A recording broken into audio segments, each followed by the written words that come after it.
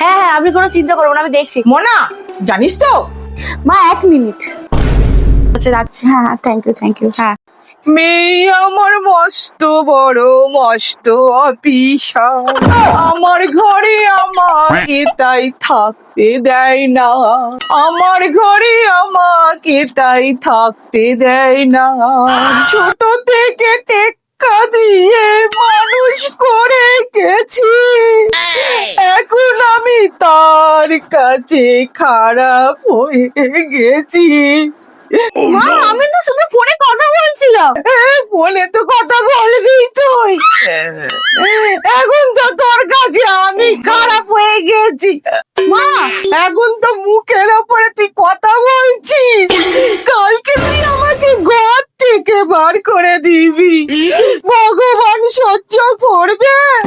তুই ভালো থাক।